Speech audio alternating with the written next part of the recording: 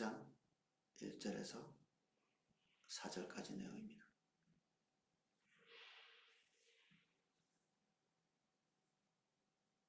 제가 내용을 읽어보겠습니다. 사람에게 보이려고 그들 앞에서 너희 의를 행하지 않도록 주의하라. 그리하지 아니하면 하늘에 계신 너희 아버지께 상을 받지 못하느니라. 그러므로 구제할 때 외식하는 자가 사람에게서 영광을 받으려고 회당과 거리에서 하는 것 같이 너희 앞에 나팔을 불지 말라. 진실로 너희에게 이르노니 그들은 자기 상을 이미 받았느니라. 너는 구제할 때에 오른손이 하는 것을 왼손이 모르게 하여 내 구제함을 은밀하게 하라. 은밀한 중에 보시는 너희 아버지께서 갚으시리라. 아멘.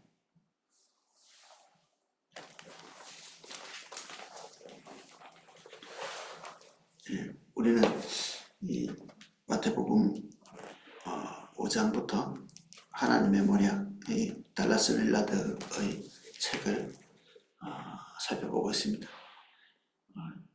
읽으면 읽을수록 이 산상수훈의 내용을 이보다 깊이 있게 이렇게 보고 있는 책들이 별로 없는 것 같이 그렇게 느껴집니다.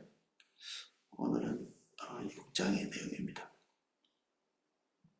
우리가 앞에 가끔 이제 그런 설명을 했는데, 우리가 이제 나이가 좀 들고 이러면 정욕에서도 그렇게 큰 유혹이 없고 경제적으로도 큰 유익이 없고, 결국 우리가 마지막에 걸려있는, 마지막에 이렇게 싸우는 것은 명예에 대한 것입니다.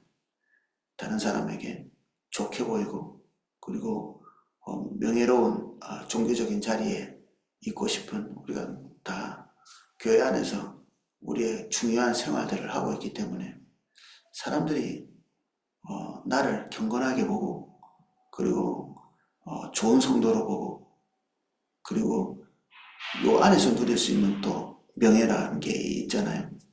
그런 것들이 지나치게 중요한 거죠. 그래서 소위 말하는 어떤 자리 같은 것들, 이런 것들에 대한 다툼, 그리고 호칭에 대한 문제, 이런 것들에 집착을 하는 이유가 이 명예가 너무 중요한 거죠. 우리 각자에게. 근데 이게 마귀가 마지막으로 인생 마지막이 아닌가 싶습니다. 우리 마지막 텀을 하나님 앞에서 분투하며 살아야 되는데, 그렇게 살지 못하도록 상급을 몽땅 다 상실할 수 있게 유혹하는 것이 이 명예의 문제입니다. 그래서 이 외식하는 문제는 이 명예와 아주 밀접한 관련이 있죠. 종교적인 명예와 존경에 대한 욕망은 우리를 곧바로 서기관과 바리새인의 의로 끌어내릴 것이다.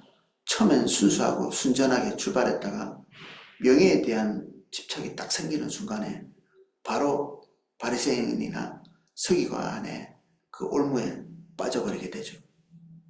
가장 높은 곳에서 낮은 곳으로 들어가는 것처럼, 사단이 가장 영광스러운 곳에 있다가 내동댕이, 어둠 속으로 내동댕이 쳐지는 것처럼 하나님과의 친밀한 교제 안에 있다가 완전히 하나님이 가장 미워하시고 예수님이 가장 미워하시는 자리에 집어던져지는, 그게 바리새인의 자리고 서기관의 자리거든요. 이 욕망은 언제나 행동의 근원인 마음이 아니라 보여지는 행동에 전적인 초점을 두고 있기 때문이다.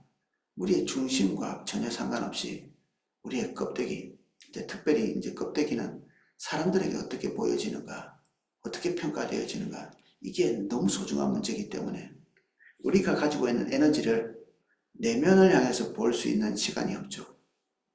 우리는 둘 다 못하거든요.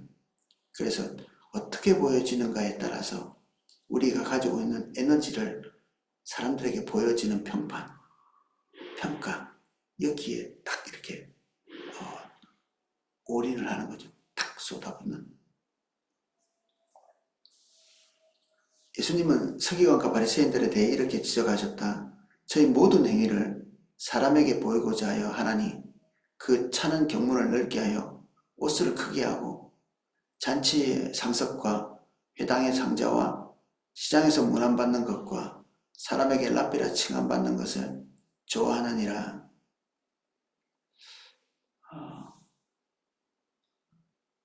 인간의 삶에서 감투와 공적인 보상에 대한 욕망은 정말 놀랄 정도다. 자동차에 붙이고 다니는 학벌, 소속 단체에 대한 과시, 선전, 이게 일상화되어 있는, 우리하고는 좀 상관없을 수 있는데 우리는 또 모양을 뒤틀어서 이런 부분들이 있죠. 자존감의 문화의 한 부분으로 당연시되는 그 밖에 많은 행태들이 하나님의 임재 안에서 우리의 위치와 무관하게 그저 삶의 일부가 되고 말았다. 우리의 자존감을 만든다고 하는 여러 가지 장치들이 있죠. 우리 자녀에게 집착하는 중요한 이유 중에 하나가 뭐냐면 이것과 명예와도 달려 있습니다. 우리가 그 유교에서 배운 게 있죠. 자식이 해야 될 중요한 일들 중에 하나가 부모의 이름을 알리는, 이것보다 더 바보 같은 일이 없는데도 우리는 그것을 진실로 믿고 살아왔죠. 그리고 부모의 이름을 이렇게 아름답게 만들어주는 것이 악은 아니지만 우리가 거꾸로 되면 이건 사악한 것이죠. 하나님 앞에서 자녀를 키우지 않고 항상 이 자녀가 본인의 명예를 적절하게 이렇게 채워주는 존재가 되는, 자기의 명예를 채워준다. 이건 돈보다도 더 우리가 집착하는 것일 수 있거든요. 누구의 아들, 그리고 사람들에게 칭찬받는 자녀, 그게 곧 나이기 때문에 연장선상 안에 있죠. 이거는 어머니의 허세일 수도 있고 아버지의 허세일 수도 있고, 그래서 때로는 자녀들이 올바르지 않음에도 불구하고 하나님 앞에서 이 자녀들이 부모의 명예를 적절하게 이렇게 세워줄 때 무분별한 사랑을 베푸는 경우가 있죠. 공부를 잘한다든지, 그리고 특정하게 부모의 명예를 거론하도록 이렇게 만들어주는 자녀가 있다면 이 자녀는 그의 중심, 그 하는 태도, 행동, 이런 것과 상관없이 부모로부터 극진한 애정, 사랑을 받는 거죠. 그 반대이라면 자녀도 무시하는 거죠.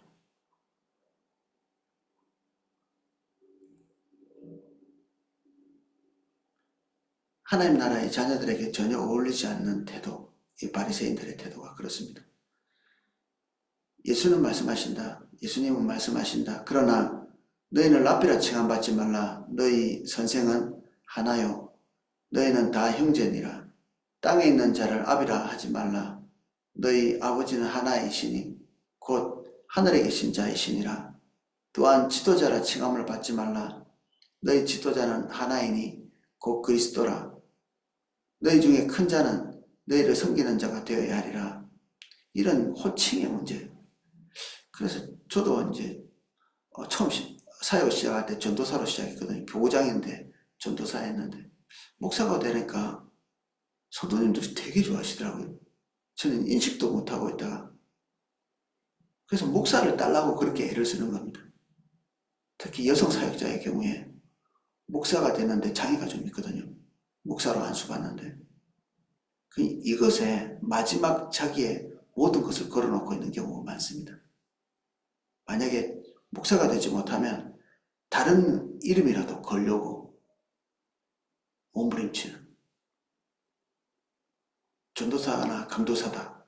장로교에는 강도사 제도가 있으니까 우리도 지금 강도사님의 호칭으로 이제 교부장의 역할을 하는 분이 계시잖아요.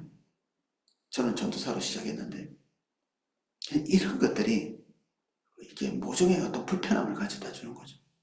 존재보다 호칭, 겉으로 드러나 있는 이런 것들이 중요도를 가지고 있다는 것 자체가 우리 속에 뭔가 다른 것이 들어와 있는 것입니다. 뭔가 다른 것이.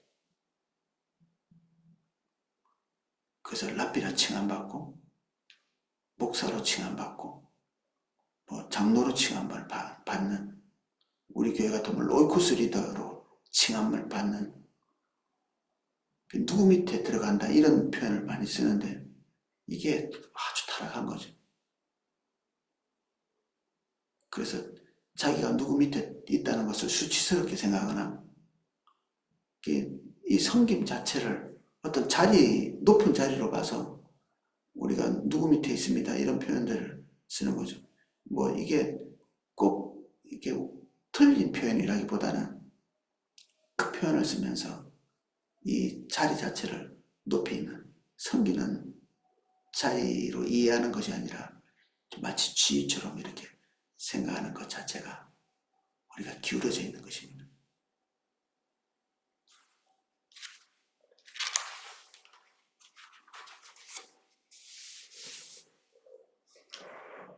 오직 한 분의 청중 앞에 서서 이 청교도에 대한 이야기인데, 청교도들은 자기 행동이나 삶이 딱 예수 그리스도 앞에 홀로 서 있는 것처럼 행동을 했다고 해서 이런 이야기를 합니다. 오직 한 분, 청중 앞에서. 우리의 외적인 형식이나 그 형식의 부재에 얽매이지 않아야 함을 이제 분명히 한다.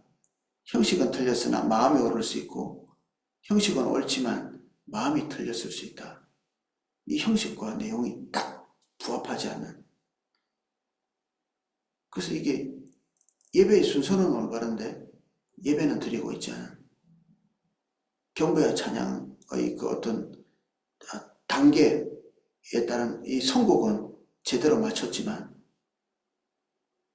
찬양 하나하나 할 때마다 하나님과 독대하고 있지 않은, 그냥 노래하고 있는 또는 인도를 하고 있는, 이거는 하나님에 대한 모욕적인 행동들이죠. 이런 것들이 사람들은 잘 모를 수도 있죠. 또는 사람들은 또 금방 알 수도 있습니다. 아는 것도 문제고 모르는 것도 문제입니다. 아는 거는 초점이 자기가 하나님 앞에 예배하고 있지 않기 때문에 다른 사람의 빗나간 것들을 캐치하는 것이고,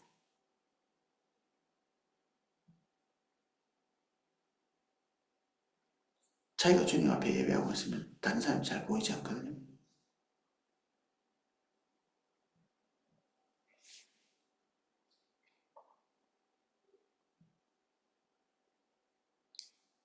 다른 사람을 형식상 아버지라 부린다고 해서 반드시 그 사람을 아버지로 여기는 것이 아니다. 법정 증언에 나가서기 전에 선서를 한다고 해서 청중을 기만하는 것이 아닌 것과 마찬가지다. 이게 좀 비꼬는 내용인데, 우리가 재판 같은 데 나가서 무슨 선서를 하잖아요. 근데 선서를 해놓고 너무 많은 사람들이 거짓말하니까, 지금 거짓말 안 하겠습니다라는 선서인데 이 선서 자체가 자기가 거짓말하는 것을 가리는 수단이 된다는 얘기죠. 이게 정말 표현 자체가 참혹한 일이죠. 이게 거짓말을 할 수 없습니다라는 고백이어야 되는데 내가 하나님 앞에 서 있기 때문에 내 양심을 걸고 거짓말을 할 수 없습니다라는 이런 선언인데, 이것 자체가 내가 이런 고백을 하고 있는데 설마 사람들이 내가 거짓말하고 있다고 느끼지 않겠지? 그러면서도 그 뒤에 철저하게 자기를 속이는, 자기 이득을 위해서. 이게 마치 이 뒤에 나오는 표현이 있는데 연극을 하는 거하고 똑같다. 연극.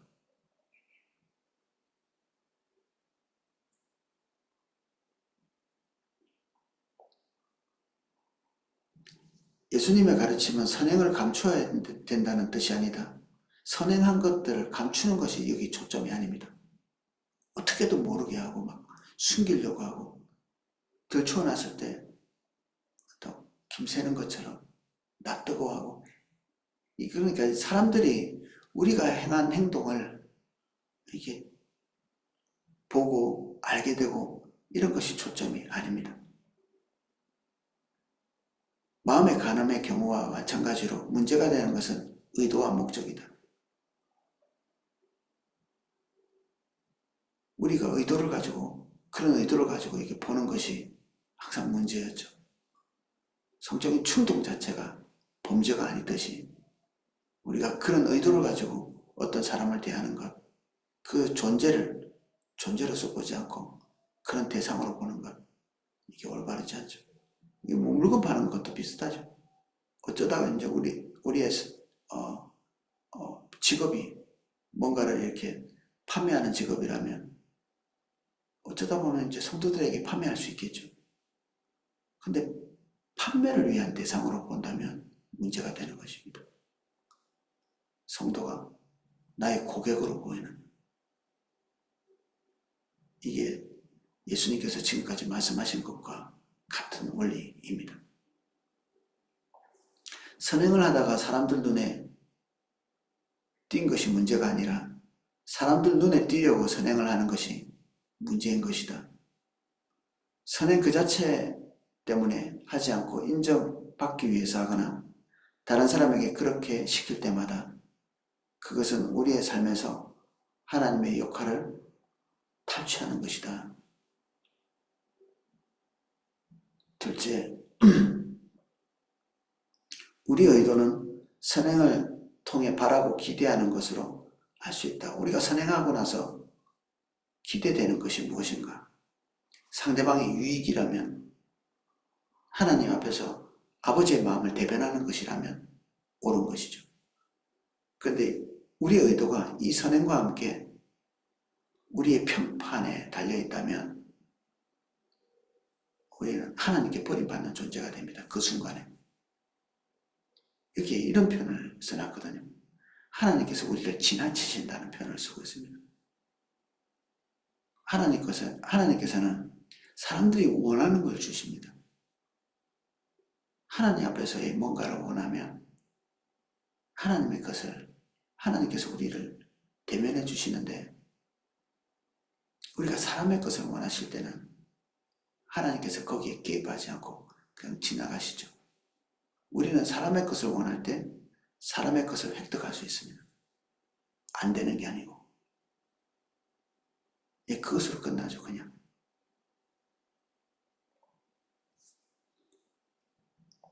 하나님은 우리가 원하지 않을 때에는 임재를 꺼리신다.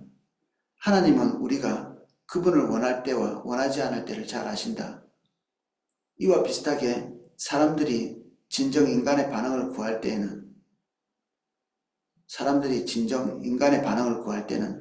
그분은 일반적으로 말에 끼어들지 않으신다.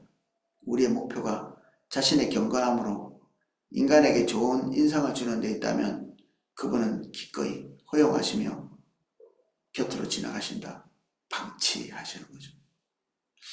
유기라는 말은 정말 무서운 말이거든요. 하나님이 우리를 유기하신다. 선택이라는 말은 굉장히 좋은 말이죠. 하나님께서 우리가 뭔가를 하지 않았는데 우리를 구원하시기 위해서 선택하셨다. 이게 우리 기독교의 중요한 교리거든요. 근데 반대로 엄청나게 무서운 개념이 있는데 유기입니다. 버려두는 거죠. 하나님이 우리를 버렸다. 하나님이 우리를 버리는 것은 근본적으로 하나님 탓이라기보다는 우리의 바람 때문에 그렇습니다. 하나님 우리를 참 내버려 두세요. 우리를 버려주세요. 입으로 그렇게 고백을 하지 않을지 모르지만 하나님의 유기를 그냥 내버려 두기를 원하는, 우리가 바라는 것이 하나님이 아니라 인간에게서 획득하고자 하는 무엇이기 때문에 하나님의 유기를 기대하는 거죠. 그래서 유기됩니다. 이 유기는 영원한 유기는 아니죠. 회개하고 돌이킬 수 있습니다. 우리가 살아있는 한. 그런데 이것이 반복되면 우린 영원한 유기로 이어질 수 있습니다.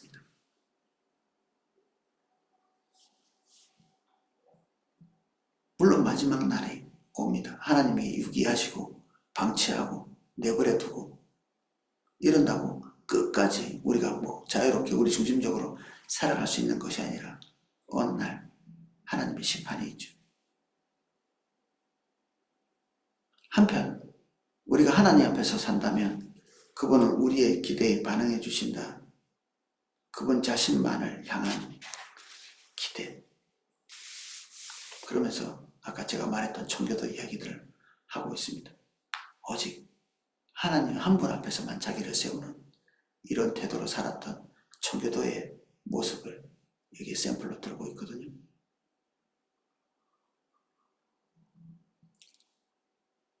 왼손이 모르게 하라.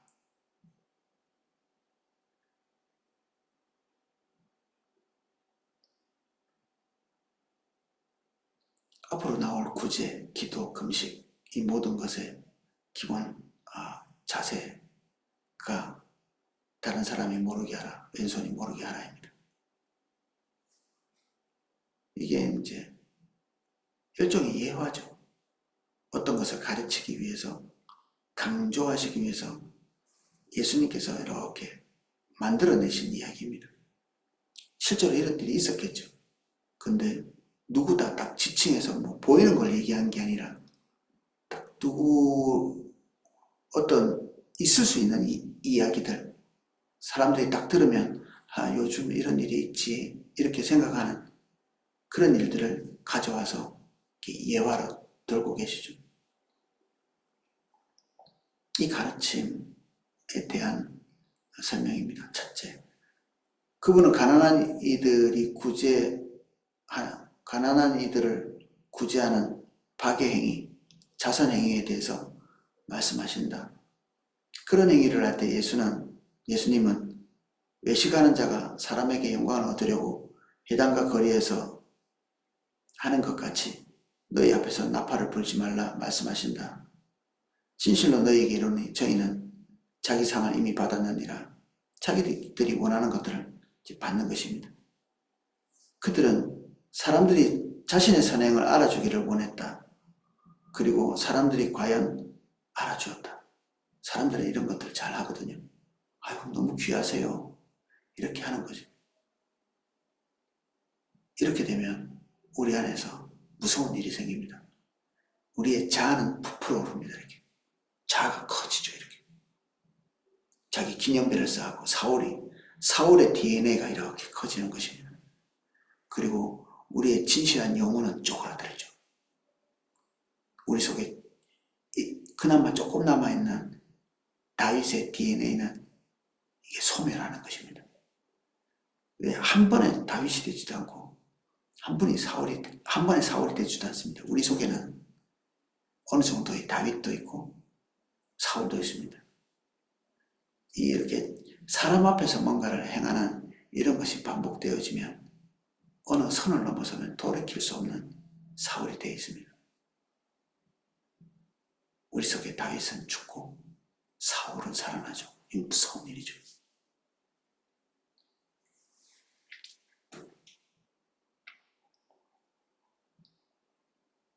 여기서 외식하는 자에 대해 특별히 짚고 넘어갈 필요가 있다. 이것은 신약선서에서 예수님만이 사용하신 단어이다. 이 단어가 원래는 위선자라는 단어인데, 위선자라는 단어가 어원이 뭐냐면 배우를 가리키는 겁니다. 사람들 앞에서 연기를 하는 거죠. 이렇게 자기 자녀가 죽은 연기를 한다고 실제로 죽은 것도 아니고, 그리고 용감한 연기를 한다고 실제로 그 사람이 용감한 것은 아니잖아요. 그냥 사람들에게 그 극을 하는 거죠. 그렇게 보여주는 겁니다. 사랑하다가 헤어진 그런 비통함을 노래한다고 가수가 그 사람이 진짜 그런 경험이 있는 것이 아닐 수 있거든요. 순전하고 온전하고 거룩하고 이런 내용들을 노래한다고 해서 그 존재가 그런 것은 아닐 수 있는 거죠. 연극을 하는 것입니다. 위장을 하는 모든 사람을 지칭하는 말로 이 배우라는 단어가 점점 확장되어 쓰이기 시작했습니다. 이 단어와 상응하는 인간의 특성을 서구 세계의 도덕 용어로 끌어들인 분이 예수님이었습니다. 하나님 앞에서 마음의 내면의 도덕적 중요성이 남다르게 중요함을 알려주는 거죠. 실제로 중요한 것은 우리의 존재지 겉으로 드러나는 모습은 아니거든요. 우리의 존재가 그러면 밖으로 더 드러나는데 아니라도 껍데기는 비슷하게 만들 수 있는 거죠. 그래서 고민해야 될 일이 뭐냐면 다른 사람이 나를 어떻게 생각하는가 이게 아닙니다. 이거는 아예 버려야 되죠. 다른 사람이 나를 어떻게 생각하는가. 그래도 뭐 그것도 중요하지 안 중요합니다. 다른 사람이 우리를 모욕하면 나름대로 이유가 있겠죠. 지금 거기에 초점 맞출 때가 아니라 그것이 우리의 내면을 말해주는 건가 살펴봐야 되죠. 사람들이 나를 비난하고 손가락질하고 욕하는데 진짜 내가 그래서 그런 건가? 내가 비난 받을 만한 존재인가? 자기를 살피는 것입니다. 아니면 초월할 수 있습니다. 아니면 진짜 그렇다면 통회하고 자복하고 그 쓴 잔을 고스란히 마시는 거죠. 명예는 사람들의 평가는 오늘 다르고 내일 다릅니다. 일이 비할 것도 없죠. 사람들의 마음은 금방 달라질 수 있거든요.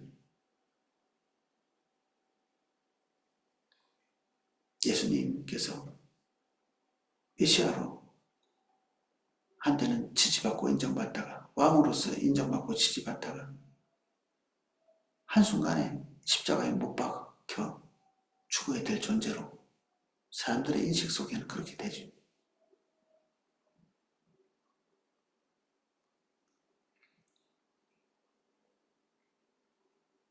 우리는 창조적 존재이기에 마음이야말로 우리의 참 실상이다. 우리 중심이 이게 실체라는 것입니다. 육체가 중요하지 않다는 얘기가 아니라 여기서부터 뭔가가 출발한다는 이야기죠. 그리하여 예수님은 세상을 향한 우리의 얼굴과 하나님 앞에서의 우리의 인격을 명백히 구별을 하셨다. 사람들 앞에서 우리가 연기하고 있는 것과 하나님 앞에서의 우리의 중심.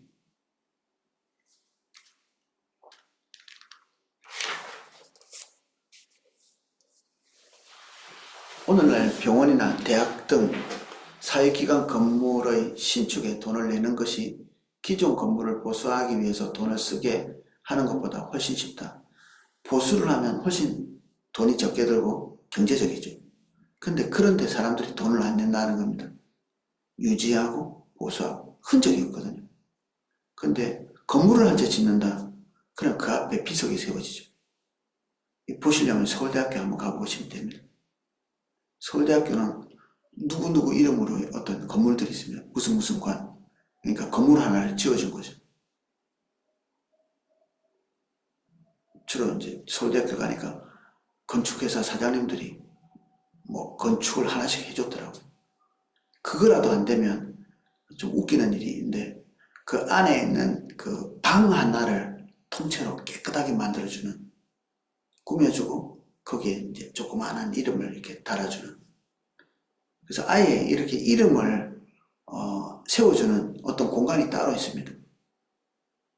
그래서 뭐 돈 많이 낸 사람들은 크게 막 비석에 세워주고 조금씩 낸 사람은 아주 자잘한 이렇게 작게 이름을 세워주고 하는. 이게 우리가 명예에 대해서 얼마나 집착하고 있는지를 보는 거죠.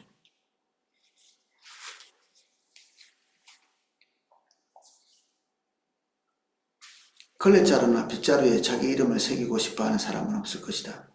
이 누추한 것에다가 자기 이름을 새기려고 하지 않는 것이다 말입니다.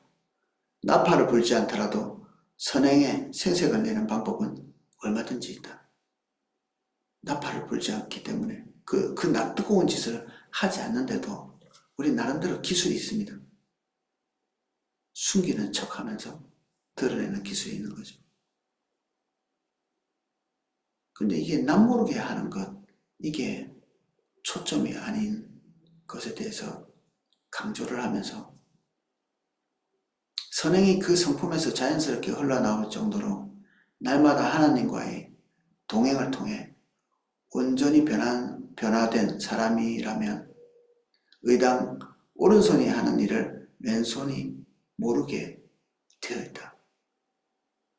알고 모르고 상관없이 사실 의식을 하지 않는 것입니다. 예컨대 자기 차를 운전하거나 자기 나라 말을 할 때 전혀 의식을 못하는 것과 같다.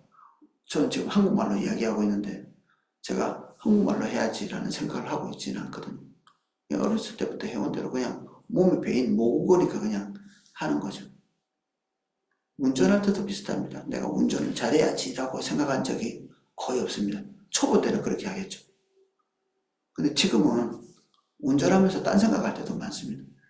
그래도 뭐 몸이 알아서 그냥 해줍니다, 운전을. 제 마음속에는 뭐 어디 가야지 목적지만 정하면 몸이 알아서 운전을 하거든요. 너무 익숙해가지고. 마음에 어떤 생각만 품으면 말은 저절로 됩니다. 우리의 존재 속에 완전히 녹아있는 거죠. 이렇듯이 우리의 선행도 그래야 된다는 거죠. 우리의 존재가 그러면 마치 언어처럼 운전을 하는 것처럼 그냥 자연스럽게 그렇게 나오게 되어 있는 거죠. 다른 사람이 알든 모르든 인정하든 인정하지 않든 누군가 저에게 한국말 되게 잘하시는 거예요. 잘하시는군요. 이러면 이게 웃기는 일이죠. 이게 운전 되게 잘하세요. 그 사람에게 인정받기 위해서 제가 운전하는 것은 아니죠. 자랑거리라고 생각하지도 않을 뿐 아니라 선행이 자연스러운 DNA 속에서 나오기 때문에 구제가 상대방을 향한 기본적인 긍휼과 자비를 흘려보내는 존재로서 되어 있기 때문에 이게 자연스러운 것이죠. 자기도 모르게 나오는 것입니다. 내면이 온통 그러한 존재가 되어 있기 때문에 다른 사람을 위한 선행이 굳이 많은 생각을 거칠 필요가 없다. 고민하고 생각하고 막 결단을 해가지고 막 이렇게 할 필요가 없다는 겁니다. 너무 자연스럽기 때문에. 보는 사람이 있든 없든 이들의 행위는 은밀한 것이다. 사람들이 알지만 은밀한 것입니다.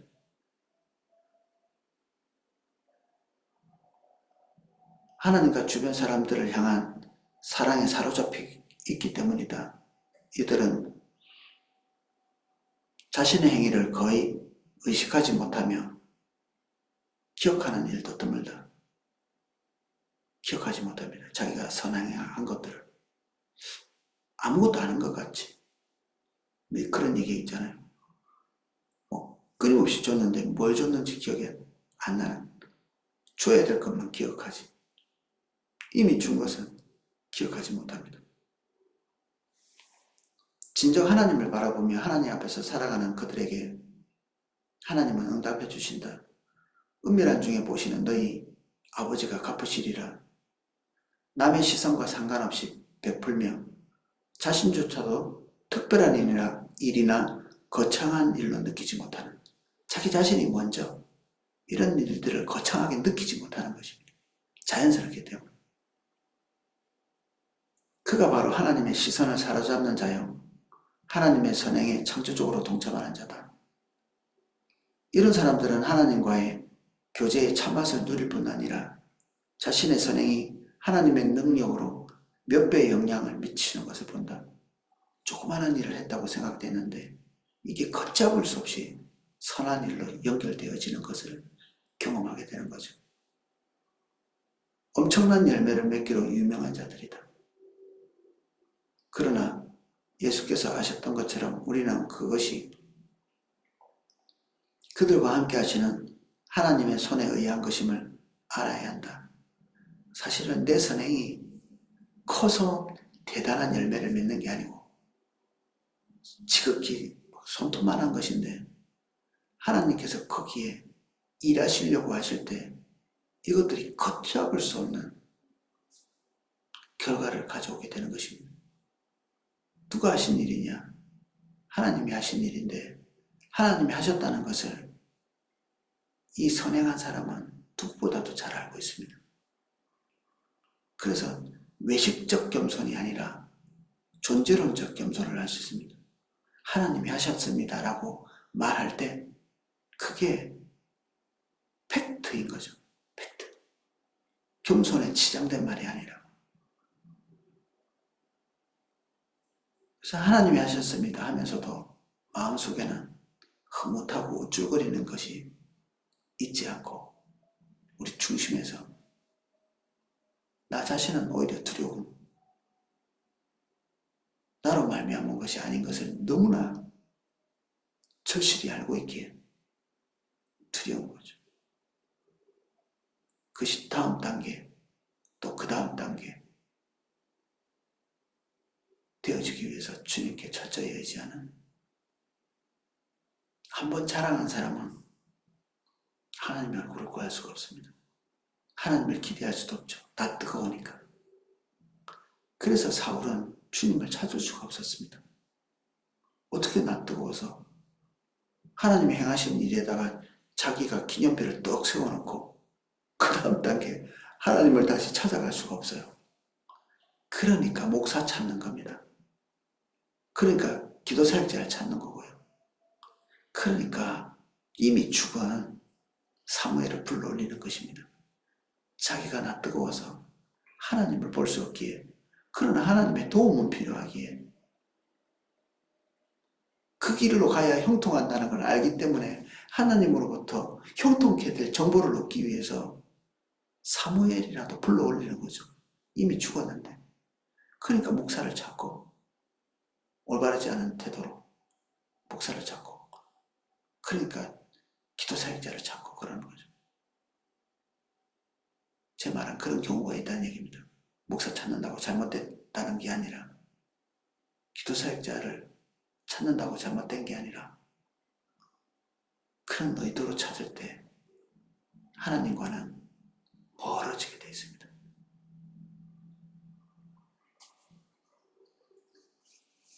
외식하는 자들은 기도할 때 다른 사람들에게 보이기 위해서 한다.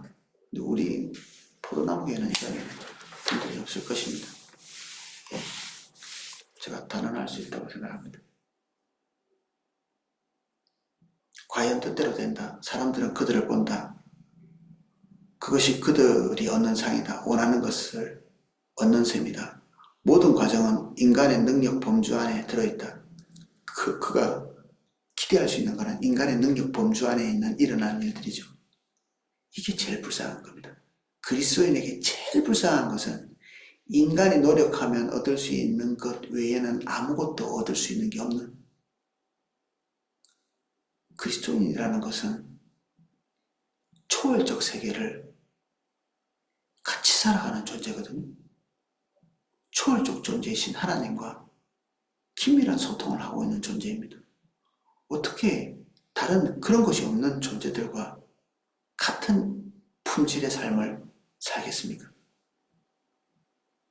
이것보다 더 손해는 없죠. 이들은 자신의 행위에 하나님의 개입을 거부했고, 따라서 하나님은 그들의 일에 관여하지 않으신다. 그들의 기대가 사람에게 있었기 때문에 하나님의 개입이 없는 것입니다. 이들의 의는 결단코 천국에 들어가지 못하는 바리새인 수준의 의다. 이번에도 역시 자아는 부풀어 오르고 영혼은 쪼그라든다. 이와 유사한 일이 선의를 행하는 사람에게도 종종 일어난다. 기도할 때 인간의 시선을 무시하는 데 익숙하지 않기 때문이다. 그러므로 이들이 기도할 때 자신의 말이 남들에게 어떻게 들릴지 온통 거기에 생각이 초점에 관심이 가 있다.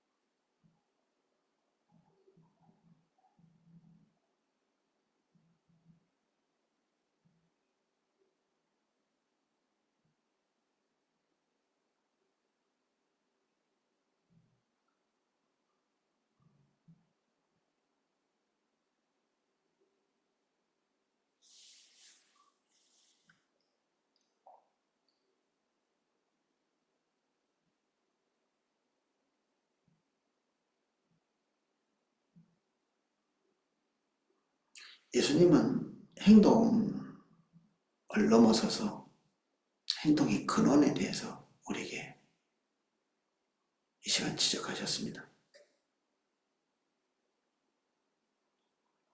우리는 그런 것을 할 수 있는 존재인가? 그래서 지난 시간에 같이 나눈 것처럼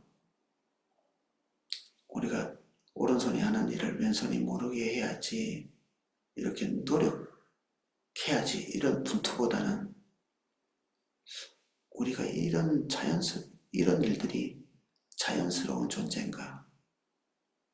발버둥을 쳐야 할 수 있는 존재인가? 존재에 대한 의심부터 하는 거죠. 다소간 우리에게 두려움을 주는 내용입니다. 우리는 예수님이 말씀하신 것이 자연스러운 건가? 아니면 너무나 부자연스러운데 그냥 이를 악물고 이런 것들을 해야 되는가? 그러면 이런 착한 행동을 하기 위해서 몸부림치는 그런 시도를 내려놓고 우리의 존재부터 들여다볼 필요가 있습니다. 두렵고 떨리는 마음으로 나는 왜 몸부림치고 애써야만 이런 것들을 할 수 있는 것일까? 의심에 들어가는 거죠.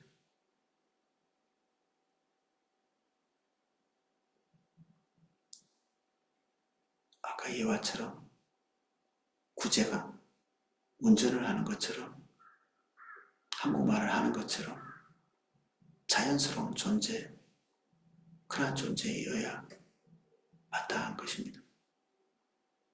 이것이 은밀한 중에 구제하는 것입니다. 기도하겠습니다.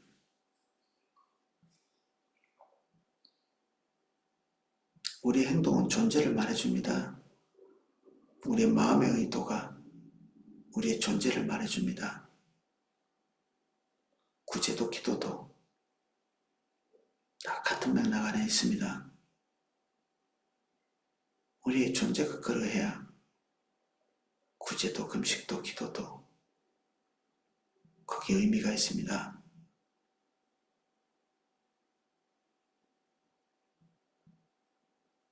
우리에게 거룩한 의심을 주십시오. 내 존재에 대한 의심과 돌아봄을 주십시오.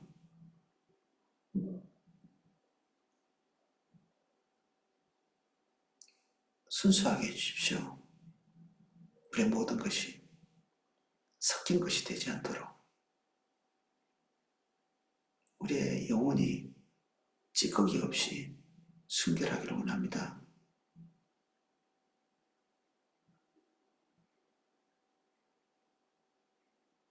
우리에게 늘 부끄러운 것이 발견됩니다. 이 발견되는 이 순간이 정결하게 되는 순간이 되게 해주십시오. 예수님 이름으로 기도합니다. 아멘. 예, 각자 기도하실 수 있도록 음악을 방송해 드리겠습니다.